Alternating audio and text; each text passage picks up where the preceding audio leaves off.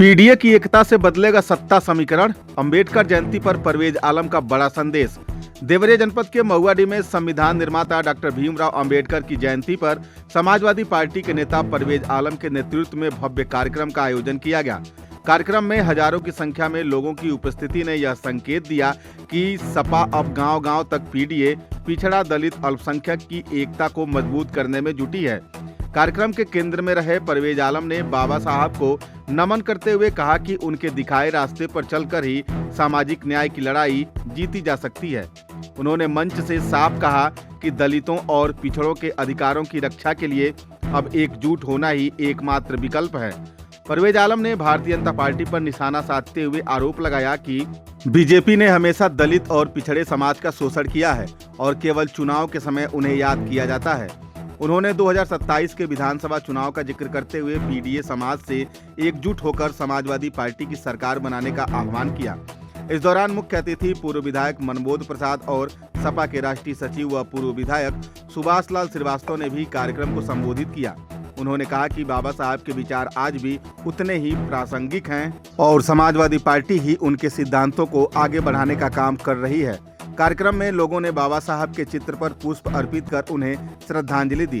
पूरे आयोजन में परवेज आलम की सक्रिय भूमिका और उनकी अपील ने यह स्पष्ट कर दिया कि सपा अब पीडीए की ताकत के सहारे 2027 की सियासी जमीन तैयार करने में जुटी हुई है।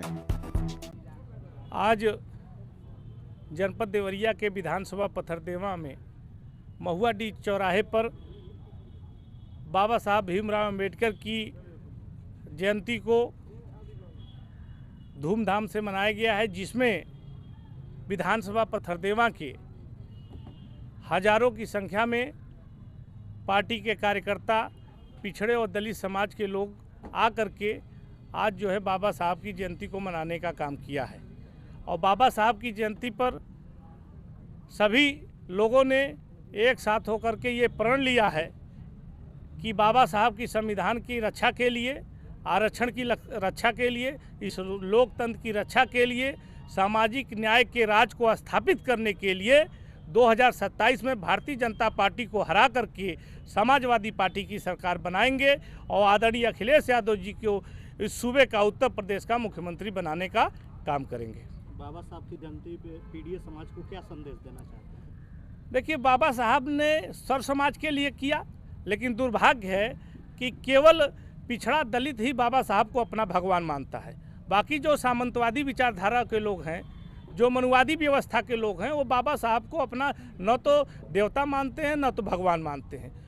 लेकिन पिछड़ा और दलित समाज बाबा साहब को अपना भगवान मानता है और बाबा साहब के ही संविधान की देन है कि आज जो पिछड़ों दलितों को उनका हक अधिकार मिल रहा है, जो उनको राजनीतिक अधिकार और ताकत मिल रहा है, वो सब बाबा साहब के संविधान की देन है। और बाबा साहब के संविधान की रक्षा के लिए यहाँ के पिछड़ा और दलित संकल्पित है, वचनबद्ध है। और आज जो पिछड़ा दलित समाज है, कहीं ना कहीं भारतीय जनता पार्टी के साजिश को समझ चुका है। ये भारतीय जनता पार्टी ने हमेशा पिछड़े और दलित समाज के लोगों को ठगने का काम किया है। जात के नाम पे, धर्म के नाम पे, मजहब के नाम पे, रोजी रोजगार के नाम पे हमेशा भारतीय जनता पार्टी के लोगों ने जो है यहाँ के पिछड़ों और दलितों को हमेशा ठगने के साथ साथ उनका शोषण करने का काम किया है। लेकिन अब भारतीय जनता पार्टी का समय पूरा होता दिखाई दे रहा है। आने वाले समय में यही पिछड़ा और दलित समाज जो है इकट्ठा होकर के भारतीय जनता पार्टी को सत्ता से हटाने का काम करेगा।